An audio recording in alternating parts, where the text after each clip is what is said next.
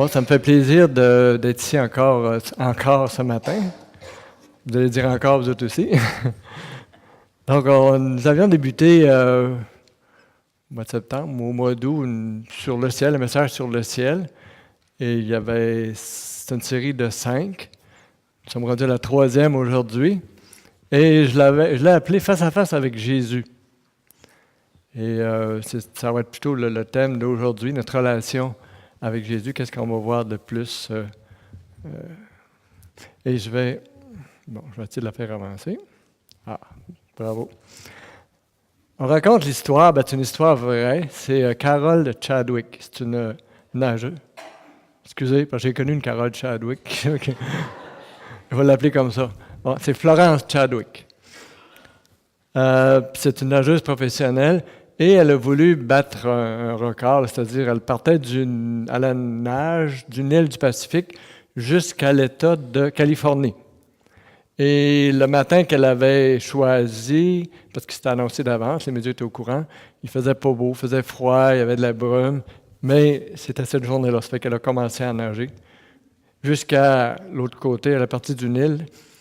Et en cours de route, sa mère était dans un bateau à côté, elle l'encourageait, puis là, Florence, disait « Je suis fatiguée, j'en peux plus, prenez-moi dans le bateau, je ne me rendrai pas jusqu'au bout. » Et sa mère lui disait « On est presque arrivé, on est presque arrivé. » Une demi-heure après, « On est presque arrivé. » Puis là, elle m'a amené à bout de souffle, à bout d'énergie, puis avec la brume, elle ne voyait pas où elle s'en allait, puis les gens dans le bateau non plus ne savaient pas trop où ils étaient.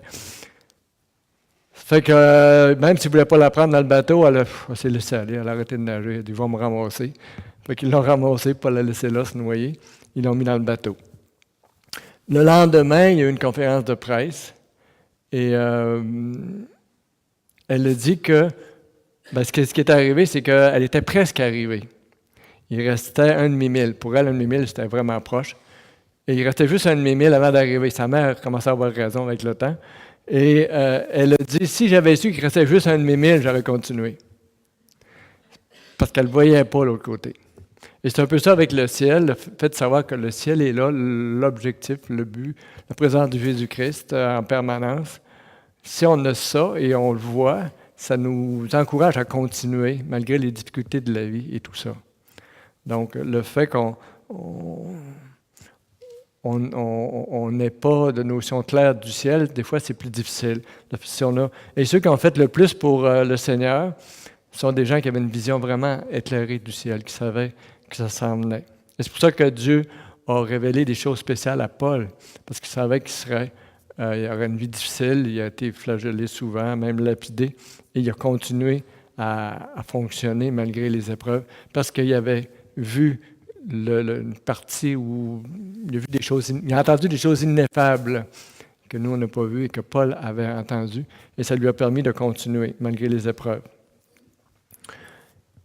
Donc, un des buts d'aller au ciel, c'est de quitter cette terre, les épreuves, la tentation. Mais qu'est-ce qui est supérieur à ça? C'est de rencontrer Jésus, face à face. On le connaît déjà comme sauveur personnel, mais l'apôtre Paul dit « Je suis encore loin de lui, j'ai désir d'être plus près encore. » Et un jour, on va le voir face à face, on va retrouver Jésus, et c'est ça qui est le plus important. Comme je le disais tout à l'heure, c'est notre 3e message sur le ciel. On a vu au début les fausses conceptions au sujet du ciel. On a regardé la bonne conception, c'était important. On a regardé aussi où je vais quand je meurs. Je meurs aujourd'hui, je suis chrétien, est-ce que, je suis dans les limbes un bout de temps, où je m'en vais?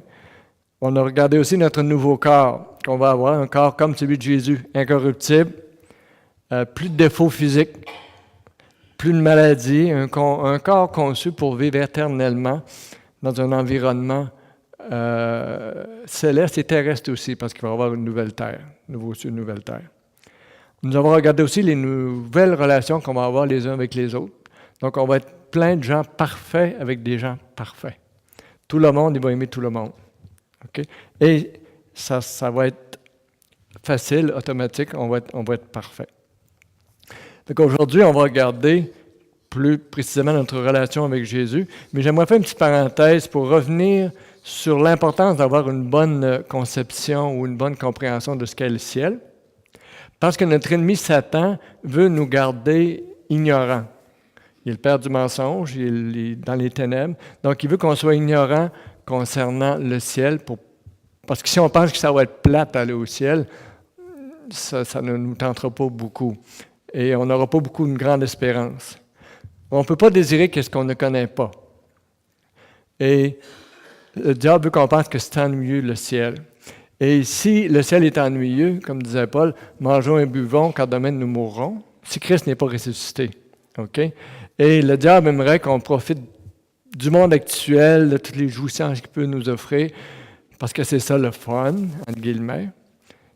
Mais si on a une conception du ciel qui est bonne, je crois qu'on va dire, wow, le vrai plaisir, il va être au ciel. On raconte l'histoire d'une madame, son mari s'appelait Joe, admettons. La femme, Joe, il demande à un ami chrétien, « Hey, penses-tu qu'on va avoir du fun au ciel? » Sa femme me donne un coup de coude. « Voyons, Joe, pas une question de même au ciel. Pas une place pour qu'on va sauter en l'air et avoir du fun. » Pourquoi est-ce qu'elle a répondu comme ça, la madame? Parce qu'elle, elle associait instinctivement le plaisir au péché et la sainteté à l'ennui. C'est pas parce qu'on va être au ciel qu'on va être saint qu'on va s'ennuyer. OK? Et c'est pas le cas. Et qu'est-ce qu'elle pensait? Ce serait peut-être comme ça au ciel, sur des nuages.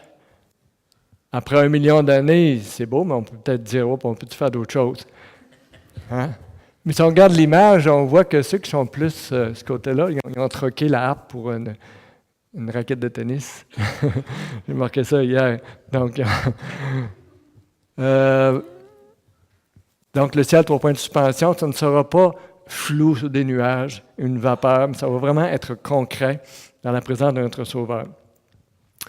Et la madame qui pensait qu'on n'aurait pas de plaisir au ciel, elle ne pouvait pas être plus dans l'erreur. Parce que Dieu promet qu'on va expérimenter une joie sans fin au ciel. Et pensons, si on a le sens de l'humour, si on rit, ça vient de Dieu. Les animaux ne rient pas, hein? Sauf il y a la hyène qui pleure. Il y a peut-être des animaux que ça ressemble à des rires, mais c'est seulement l'être humain qui est capable de rire et de faire des jokes. Il y en a qui ne sont pas bonnes, mais il y en a des bonnes. Fait que Dieu a mis dans la façon qu'il nous a faite, la capacité d'avoir du plaisir, okay, de rire. Et je vais regarder un verset dans Hébreux chapitre 12, verset 22. C'est la version sommaire ici. Vous vous êtes approchés. Donc, ça parle de nous. On n'est pas encore rendu là, mais on s'est approché vu qu'on est chrétien. Okay? Vous vous êtes approchés de la montagne de Sion, de la cité du Dieu vivant. On n'y est pas encore, mais on s'approche.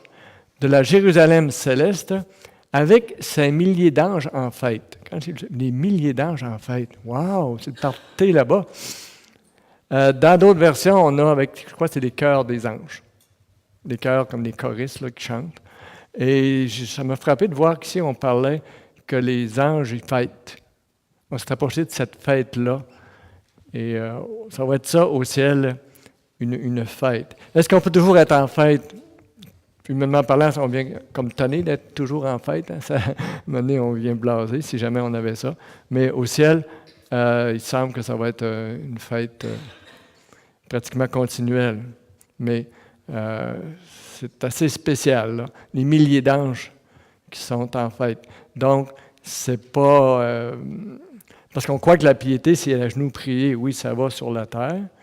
Mais le Seigneur donne une joie quand même à travers tout ça. Il faut prier pour se rapprocher de notre Sauveur. Mais on va l'avoir face à face, donc on n'aura plus d'efforts, plus besoin de se discipliner ou mettre même du temps à part. On va toujours être avec lui. Pourquoi est-ce que certains chrétiens pensent que c'est plate au ciel? Peut-être que leur vie chrétienne, elle est ennuyeuse, qu'elle est plate. Peut-être que leur Église aussi, il n'y a pas beaucoup d'initiatives, c'est légaliste, c'est des faut faire ci, tu dois faire ça. Donc, c'est un fardeau pour eux, la vie chrétienne. Donc, ils disent, le ciel, ça va probablement être la même chose. OK? Et aussi, il y a une conception qui vient des philosophes de l'Antiquité à l'effet que ça serait comme plate au ciel, là. D'où l'idée que, on risque de s'ennuyer là-bas. Il y en a qui disent, bon, on est mieux dans l'enfer, ça va être le party à l'enfer, la bonne musique, puis tout ça. C'est complètement faux, parce que Jésus dit qu'il va y avoir des amers regrets, des pleurs, des grincements de dents. C'est quasiment impossible. Mais vu que c'est Jésus qui le dit, ça va être ça, malheureusement, l'enfer. Donc, c'est important d'avoir une bonne conception du ciel. Et si on a une mauvaise conception, ce n'est pas la faute de Dieu, c'est la faute des hommes. Donc, notre sujet, relation avec Jésus au ciel. Si Jésus nous dit que ça va être beau au ciel, il a déjà fait ça beau sur la terre. Il nous a montré, créer l'être humain. On n'est pas tous beaux, mais quand même. On aurait pu être parfait si ce n'est le péché, on serait tous beaux. Mais il a créé la beauté. Et dans la nature, ici, on le voit-tu? Oui, un coucher de soleil. Ça, c'était pris en Gaspésie au mois de juillet. La qualité n'est pas bien bonne, c'est moi, mais on voit au moins le ciel, tout ça, les couleurs. Là. C'est splendide. Dieu a créé cela. Il aurait pu ne pas y avoir de couleurs. Le soleil se couche comme ça, puis c'est fini. Tu sais. Même chose pour les feuilles des arbres qui tombent. Il aurait pu tourner du vert au noir et tomber, ou même tomber tout simplement verte. Mais le Seigneur a permis toutes sortes de couleurs. Et il y a quelqu'un qui vient du Brésil à notre église, puis l'automne passé, il avait envoyé des photos à ses parents au Brésil des arbres. Et sa mère lui disait quelle sorte de fleurs c'est, ces arbres-là. Il pensait que c'était des fleurs, toutes les couleurs, parce qu'il était allé à Vallée du Parc, il a pris des photos. Donc, on est vraiment privilégiés que le Seigneur nous donne des beautés dans la nature. Mais c'est le même Dieu qui nous dit qu'au ciel, il va y avoir un nouveau cieux, une nouvelle terre et tout ça.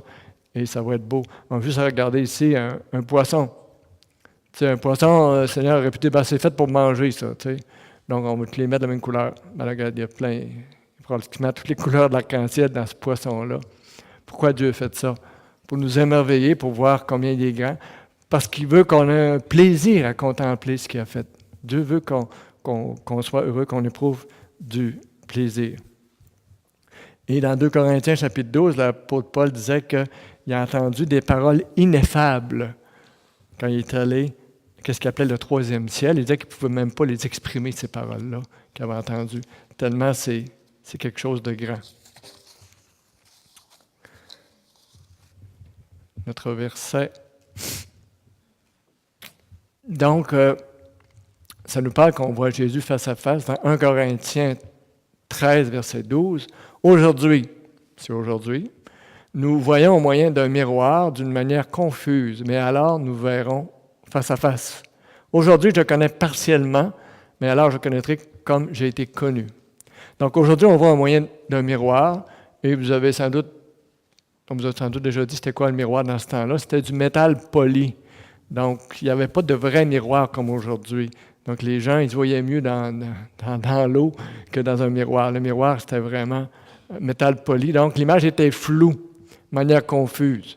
Donc, aujourd'hui, on voit Jésus comme ça. C'est pas clair, l'image qu'on a de Jésus, c'est pas clair. OK? Mais alors, lorsqu'on va arriver dans sa présence, nous le verrons face à face avec Jésus. Puis à ce moment-là, on va connaître comment on a été connus.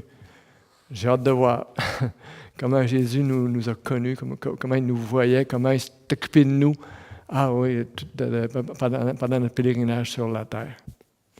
Donc, nous le verrons un jour face à face. Petite parenthèse, c'est un miracle aujourd'hui, si je peux vous parler de la relation avec Jésus, relation qu'on va voir au ciel, parce qu'autrefois, je n'avais pas de relation avec lui-même sur la terre. Et même à l'âge de 20 ans, le nom de Jésus, c'était le nom que, j'ai peur de le dire, que je haïssais le plus. Je le dis dans ma grande honte. C'est à cause de l'enseignement religieux que j'avais eu, où c'était un Jésus qui était plutôt plate, un Jésus qui était un Dieu colérique qui nous écrasait tout le temps. Et j'ai réalisé avec le temps que ça ne se pouvait pas, tout ce qui m'avait été enseigné, et j'avais tout rejeté. Et j'étais en colère. Sauf que c'était le Dieu que les hommes religieux m'avaient présenté, qui n'était pas le vrai Dieu. Et un jour, quelqu'un m'a donné une Bible, là, il me dit « Lis-la, tu vas le découvrir, le vrai Dieu. » Et donc, j'ai laissé Dieu ou Jésus se présenter lui-même. J'ai fait abstraction de tout du bagage religieux que j'avais. J'ai dit « Jésus, je veux te connaître, si c'est toi, je veux le savoir. » En lisant la Bible, j'ai vu que ce n'était pas la même chose, que Jésus était le créateur de l'univers, qui était venu mourir sur la croix, qui avait un amour immense pour moi, et que je pouvais être sauvé pour l'éternité. Et aujourd'hui, le nom de Jésus, c'est le nom que j'aime le plus. Là, j'ai pas honte de le dire. C'est le nom que j'aime le plus, c'est la personne que j'aime le plus. Donc, j'ai laissé Jésus se présenter lui-même, il s'est présenté à moi. Lorsqu'on a soif, on court après lui, on le recherche, il se révèle. Et peut-être, il y a des gens ici qui ont été frustrés par des hommes qui se disaient religieux ou même chrétiens et qui ne vivaient pas vraiment pour le Seigneur. Ne regardons pas à ces hommes ou à ces femmes-là, mais regardons à Jésus lui-même. Si je meurs, je m'en vais dans la présence de Jésus. On a vu ça la dernière fois. Donc, l'apôtre Paul, dans l'Épître aux Philippiens, chapitre 1, versets 23 et 24, « Je suis pressé des deux côtés. » Il était tiraillé. « J'ai le désir de m'en aller et d'être avec Christ, ce qui est beaucoup le meilleur. » Excusez. « Mais à cause de vous, il est plus nécessaire que je demeure dans la chair. » Donc, l'apôtre Paul avait hâte d'aller avec Jésus. Pour lui, c'était le meilleur, mais il savait qu'il fallait qu'il reste pour le ministère. On a vu ça la dernière fois, et ça nous montrait que quand je décède, je m'en vais tout de suite avec Jésus. Ici, Paul, il ne dit pas « j'ai le désir de m'en aller au ciel ». Hein? Nous, des fois, on parle du ciel. « Ah, après la mort, je vais m'en aller au ciel ». Non, il dit « je m'en vais avec Christ ». C'est drôle, hein? Donc, est-ce que le ciel, c'est Christ? C'est quoi l'affaire? Est-ce que c'est pas correct de dire « j'ai hâte d'aller au ciel » ? Mais on sait qu'un endroit sans Jésus, ce n'est pas le ciel. C'est ça qu'on peut établir. Si Jésus n'est pas là, ce n'est pas le ciel. Un autre verset que nous a laissé Paul dans deuxième épître aux Corinthiens, chapitre 5, versets 6 à 8. « Nous sommes donc toujours pleins de courage et nous savons qu'en demeurant dans ce corps, nous demeurons loin du Seigneur. » Est-ce que Paul s'était éloigné du Seigneur? Il était loin du Seigneur, pas éloigné, mais veut pas, on n'est pas dans la présence du Seigneur actuellement, complète, face à face. Donc, puis il disait aussi qu'on voit Jésus comme dans un miroir qui était du métal poli. Donc, jusqu'à un certain point, on est loin du Seigneur, quoi qu'on soit assez près. C'est Hudson Taylor qui disait, sa femme était décédée, puis lui, il avait tellement une bonne relation avec le Seigneur qu'il disait, « Je me demande si ma femme jouit autant du Seigneur que moi. » Puis elle était au ciel, au paradis. Donc, tellement il y avait une relation intime avec le Seigneur. Mais il est encore loin parce qu'il est encore pécheur, soumis aux épreuves de la vie. Verset 7. « Quand nous marchons par la foi et non par la vue, nous sommes pleins de courage et nous aimons mieux quitter ce corps et demeurer auprès du Seigneur. » Il ne dit pas quitter ce corps et aller au ciel.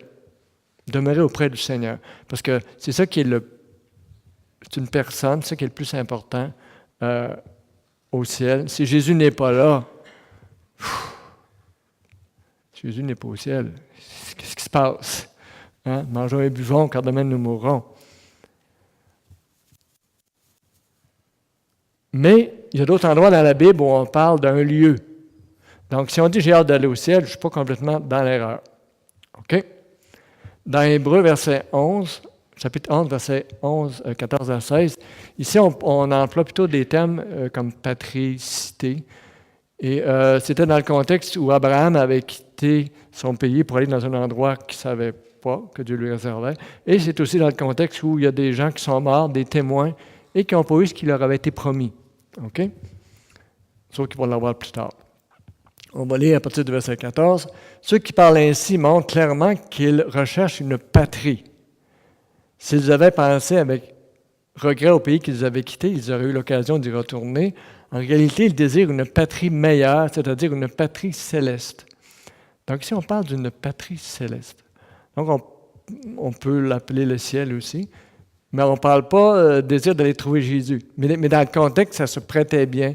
Les gens qui avaient quitté tout, avaient quitté leur pays, tout ça, et ils auraient pu retourner dans leur patrie, mais ils ont continué vers la patrie céleste. Voyons, c'est-tu le ciel, c'est une personne ou c'est un lieu? Je suis mélangé, mais je vais continuer. Je vais peut-être même me démêler, là. Donc, ensuite, il dit, c'est pourquoi Dieu Napan est appelé leur Dieu. En effet, il leur a préparé une cité. Et on sait que dans l'Apocalypse, on a un nouveau ciel, une nouvelle terre, une nouvelle Jérusalem. Donc, Dieu prépare ça. Donc, est-ce que c'est un lieu ou une personne? Le ciel, ça va être les deux. OK? Il n'y a pas de rivalité entre Jésus et l'endroit où on va vivre avec Jésus. OK? Comme Dieu était dans le paradis terrestre, il marchait là avec Adam et Ève, mais le paradis était là, puis Dieu était là. OK? Mais le paradis sans Dieu, ce n'est plus le paradis. OK?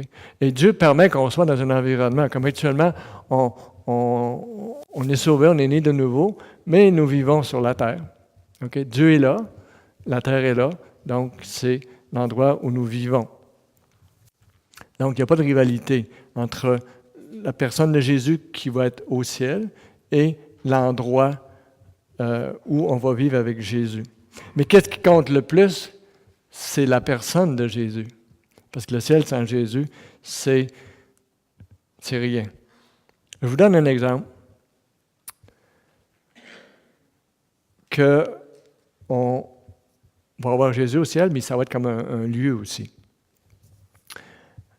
Où il va y avoir un contexte qui va être céleste, mais il parle aussi d'une nouvelle terre. Okay? Je vous donne un exemple. Quand moi, je travaillais à Trois-Rivières, j'ai commencé en mars 1992.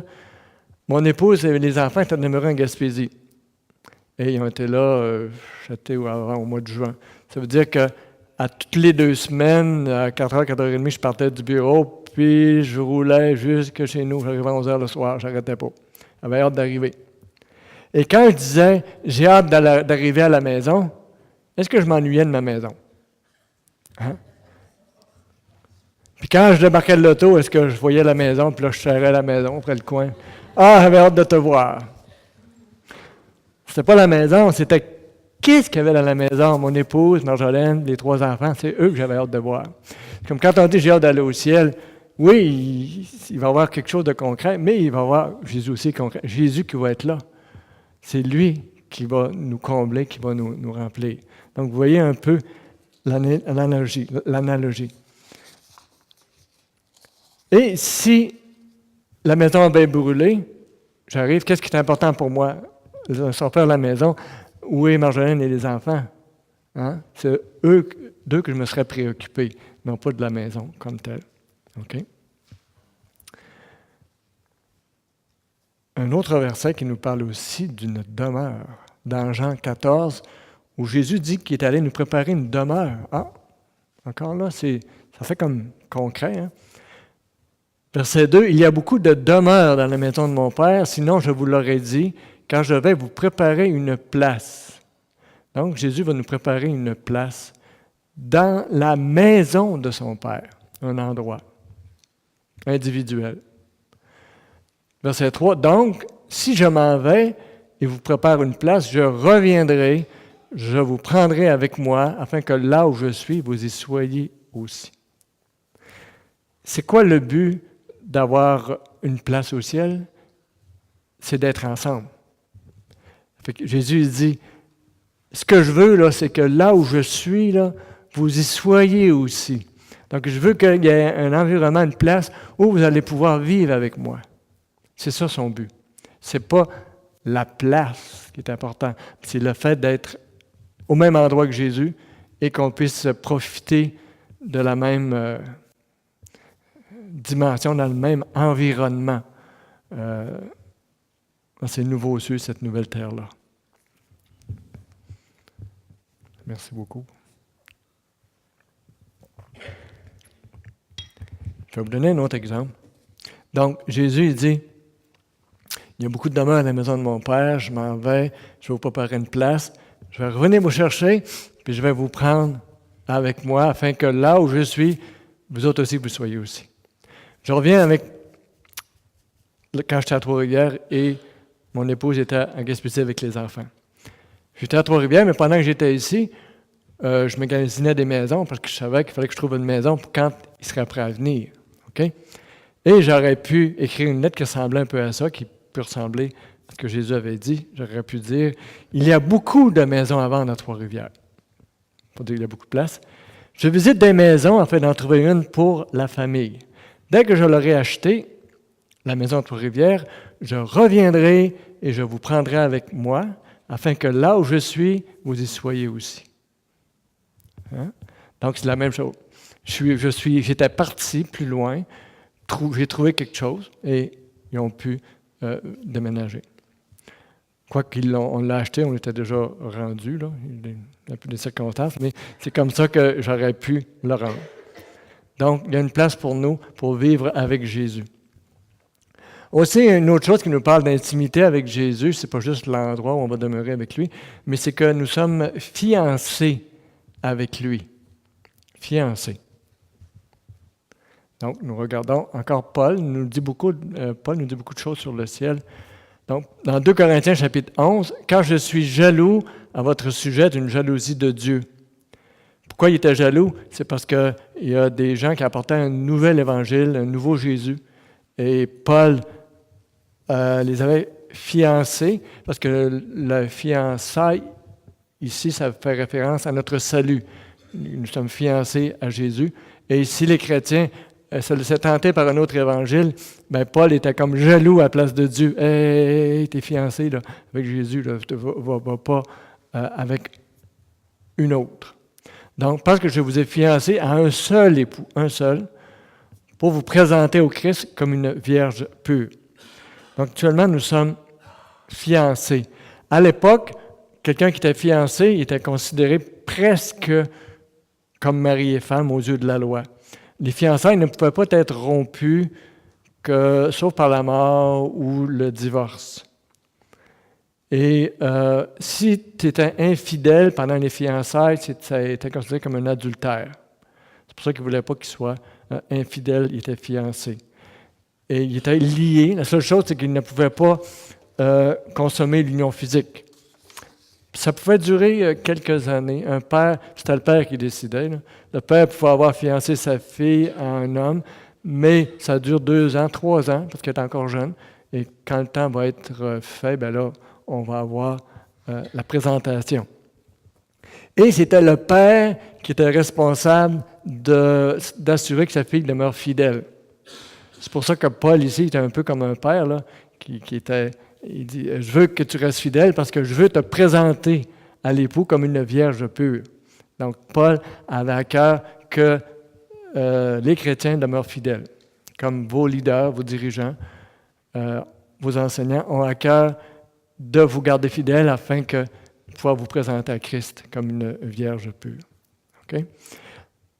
Et la fiancée était présentée, c'est là qu'on dit, vous vous présentez au Christ, c'était la 2e étape, et c'est là qu'il y avait la noce. Donc, il pouvait être fiancé 2-3 ans. Ensuite, il y avait la noce, qui était la présentation de l'épouse à l'époux, et ça pouvait être une fête qui pouvait durer 1 semaine. Ensuite, il y avait le mariage comme tel. Okay?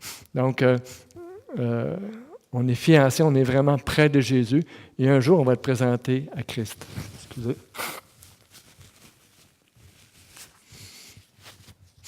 Un autre verset qui nous parle de la fiancée, c'est dans Isaïe. Isaïe, chapitre 62. C'est sûr que ici, c'est fait pour plus la Jérusalem restaurée, mais ça s'applique à nous aussi. Là. On dit, comme un jeune homme s'unit à une vierge, ainsi tes fils s'uniront à toi. Et comme la fiancée fait la joie de son fiancé, ainsi tu feras la joie de ton Dieu. Que nous, on puisse faire la joie de notre Dieu. Puis là, je me disais, ça se peut-tu? Dieu se réjouit. Puis je pensais, un moment donné, Jésus parlait aux scribes et aux pharisiens qui murmuraient parce que Jésus accueillait les pécheurs. Puis Jésus leur a donné trois paraboles qui parlent de joie. La première, c'est la brebis perdue. Lorsque le berger la retrouve, il la met sur son épaule et il invite ses voisins à partager sa joie. Donc, lorsqu'on devient chrétien, qu'on marche pour le Seigneur, ça donne beaucoup de joie au Seigneur. Ensuite, tout de suite après, il y avait la parabole de la drague perdue ou la pièce d'argent perdue. La madame laisse toutes ces pièces-là, elle retrouve sa pièce, elle invite ses voisins, ses amis pour partager sa joie. Et par après, parabole des deux fils, là, le fils prodigue et l'autre fils qui va être plus dur. Là. Mais lorsque le jeune frère revient, il y a la joie. Donc, le père a tué le veau gras et ils ont festoyé. Donc, quand quelqu'un rentre dans la famille de Dieu et qu'il tient, il y a toujours de la joie. Et ça donne de la joie. Dans le ciel, les anges se réjouissent. Dieu se réjouit. Et c'est pour moi qu'il dit, la parole de Dieu le dit. Je me dis, comment ça se fait? Comment je peux réjouir? Parce que Dieu est content, parce que le fils prodigue, il était perdu, il était mort, maintenant il est revenu à la vie. Donc, il est content pour nous autres, parce qu'il nous aime. Lorsque quelqu'un qu'on aime fait du progrès, qui va bien et qu'il avance, on est joyeux. On est joyeux lorsque notre enfant va bien.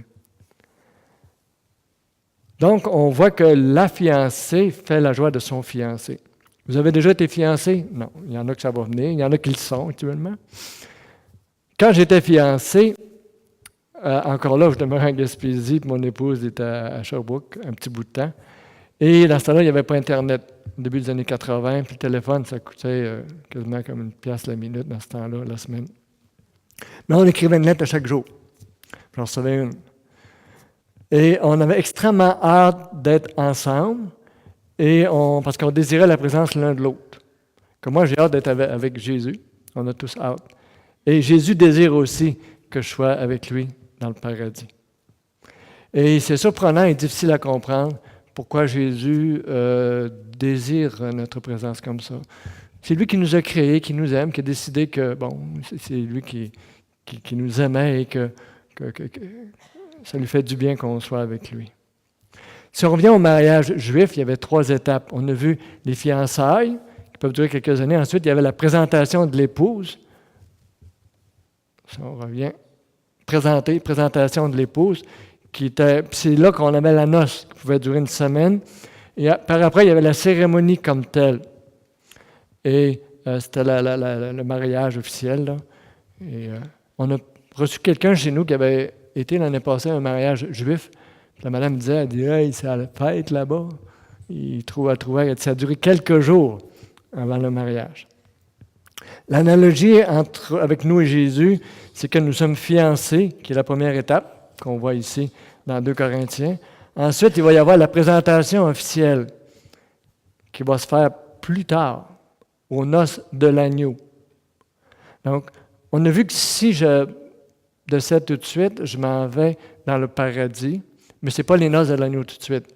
Mon âme s'en va dans la présence, mon esprit dans la présence de Jésus, mais mon corps demeure dans la poussière ou dans la terre. Okay?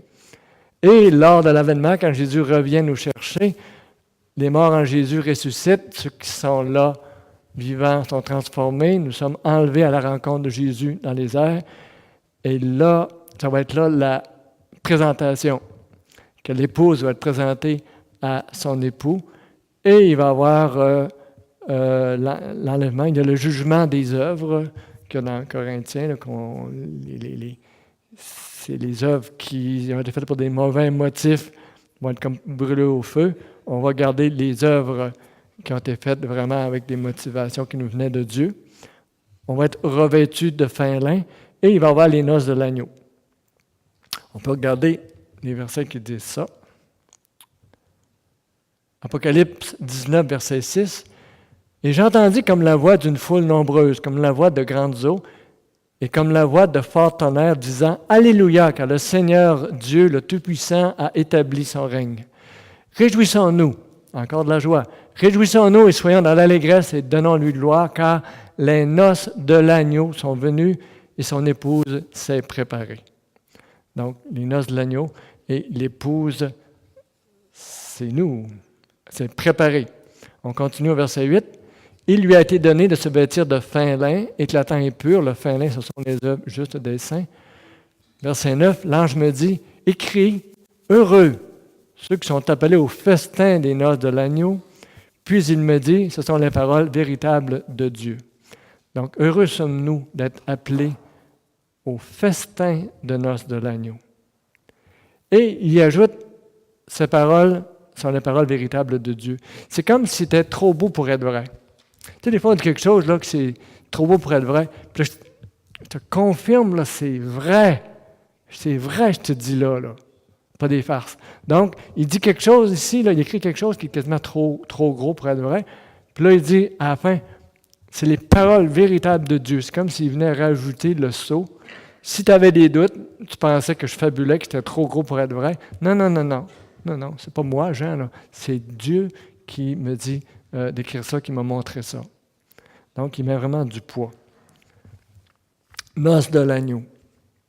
Nous sommes invités aux noces. Je vous donne une petite analogie. Supposément, dans l'Église, il y a un beau jeune homme, le plus beau, le plus spirituel, célibataire en plus. Et il aime le Seigneur, il aime les enfants, il aime sa mère, ses parents. C'est l'homme parfait. Okay? Et vous êtes une jeune fille célibataire. Bien, toutes les jeunes filles de l'Église voudraient être son mari.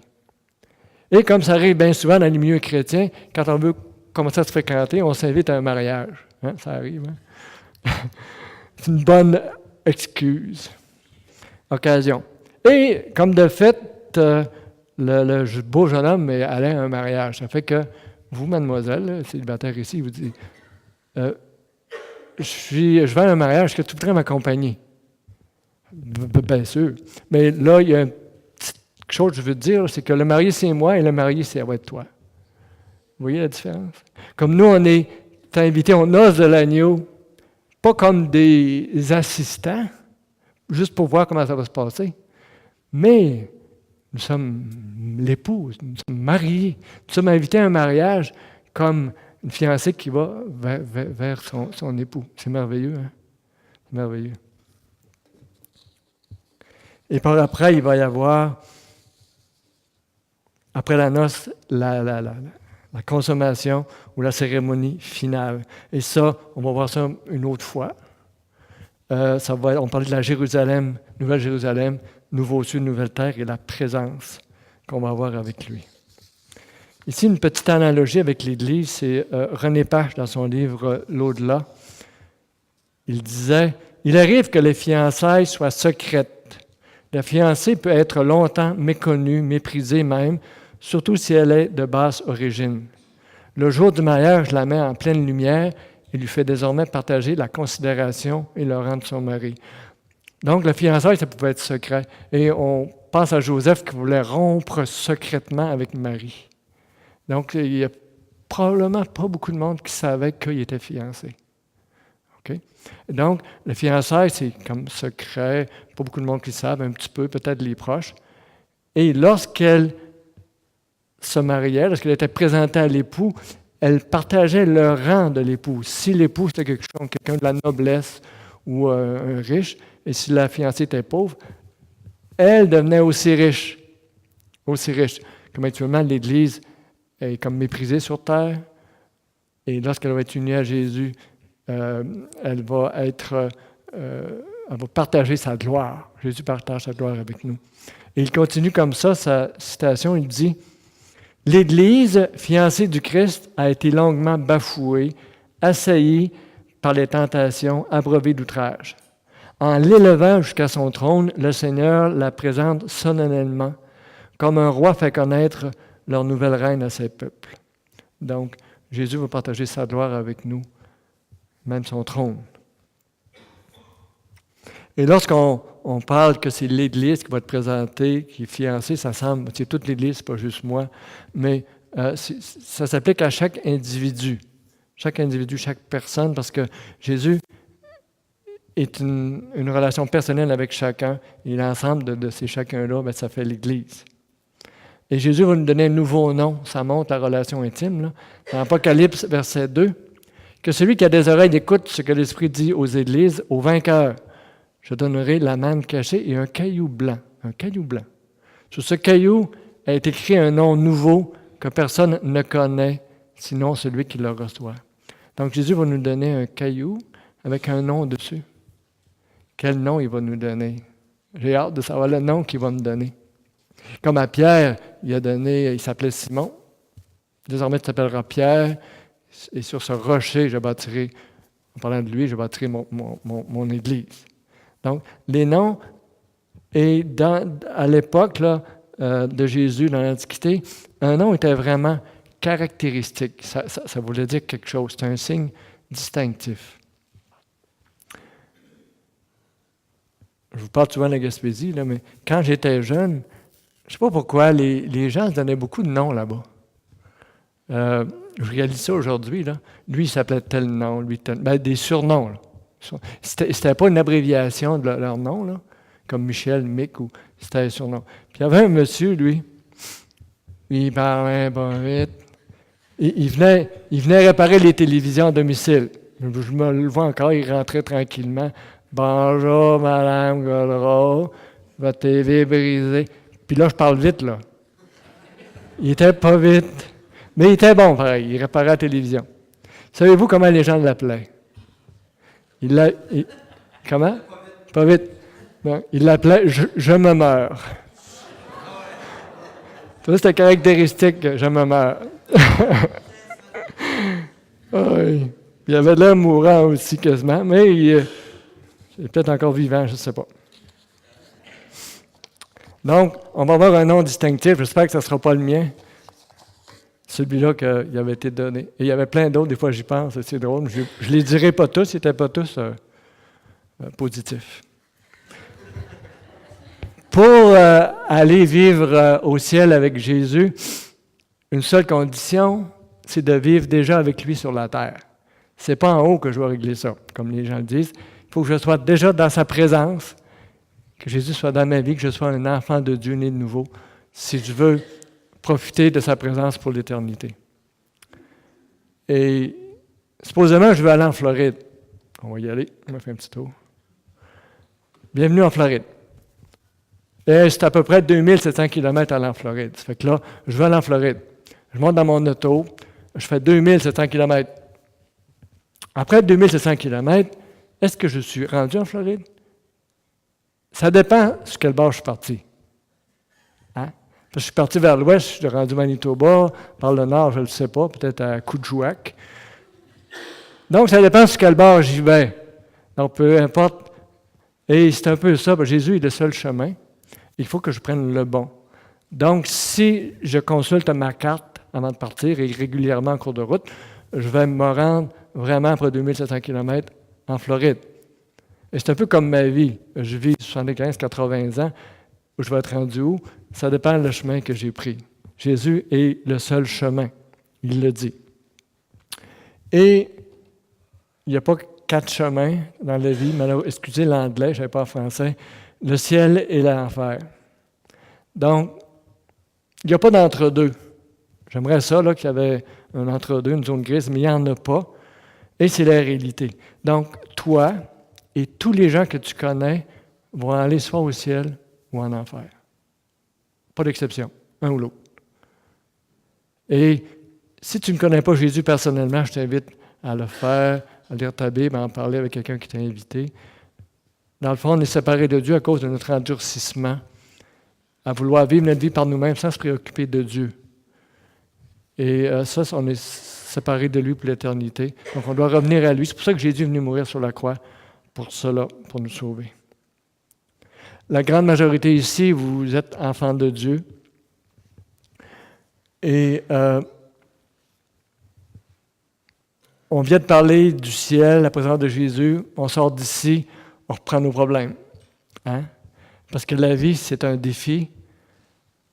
Et peut-être que vous trouvez ça, pour la plupart, la vie, ce n'est pas toujours facile. Des souffrances, tentations, défis. Et il y a des besoins légitimes que vous avez qui ne seront jamais comblés sur Terre. On voudrait toujours que tous nos besoins soient comblés, mais malheureusement, ce n'est pas le cas. Et c'est difficile à comprendre pourquoi lui a telle affaire, pourquoi lui il est marié, moi je ne le suis pas, pourquoi lui a des enfants, moi j'en ai pas. C'est difficile à comprendre, mais Dieu permet des choses. Et sur la terre, on ne sera jamais comblé à 100%. Il va toujours manquer quelque chose. On peut avoir une maladie chronique, alors que d'autres n'en ont pas. On peut avoir un enfant malade. On peut subir une injustice qui est pratiquement pas réglable, qu'il faut vivre avec. Ça peut être au travail, ça peut être dans ma famille, ça peut être à l'église. Je peux avoir des problèmes financiers récurrents. Sur Terre, on va toujours avoir quelque chose qui est pas comblé, et c'est comme normal. Sur Terre. Et on a de la difficulté à accepter ça. C'est normal qu'on ait de la difficulté à accepter l'épreuve parce qu'on n'est pas fait pour ça. On est fait pour être heureux. Savez-vous ça? La publicité, elle dit vrai quand elle dit « vous êtes fait pour être heureux ». Mais pas avec les plaisirs qu'offre le monde et les choses qu'ils veulent vous vendre. Donc, Dieu nous a créés à l'origine pour être heureux dans un lieu parfait. À cause du péché, la chute, ben là, on subit les conséquences. Nous avons été créés pour le ciel. Heureusement, c'est notre destinée. Et on soupire. On n'est pas bien actuellement, on soupire parce que c'est pas à ça qu'on a été destiné, l'épreuve, la difficulté. Okay? Même Dieu a mis dans notre ADN spirituel le désir d'être heureux.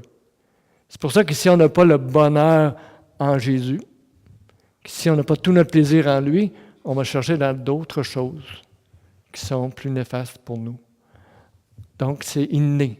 Et c'est pas péché de se réjouir. On connaissait les livres de John Piper où il parle beaucoup de se réjouir en Jésus. C'est pas égoïste de chercher notre joie en lui, parce que si on ne l'a pas en lui, on va la chercher dans d'autres choses. Donc, c'est dans notre ADN d'être heureux. On ne l'a pas, mais ça s'en vient. Ça, c'est la bonne nouvelle. C'est une question de temps. Il y en a, c'est à cause de l'âge, ça va être plus vite que d'autres. D'autres, ça peut être plus long, mais Jésus peut revenir demain, ça serait réglé. Et pensons à Florence Chadwick. Je reviens avec cette image-là. Si elle avait su, malgré la brume, qu'il restait juste un demi-mille, elle aurait continué. Donc, je vous encourage à continuer. Peut-être que ça ne vous tente plus, vous êtes un peu comme le monsieur ici, découragé, mais je vous encourage à continuer. Donc, mon but dans le message ce matin, c'était de vous parler de Jésus, de notre espérance, notre face-à-face avec lui, mais aussi de vous encourager à continuer en vous donnant, en ouvrant une petite fenêtre là, pour qu'on voit un petit peu le ciel. Là. Un peu comme Carol Chadwick, si la brume s'était ouverte un petit peu et elle avait pu voir la côte, là, elle aurait continué.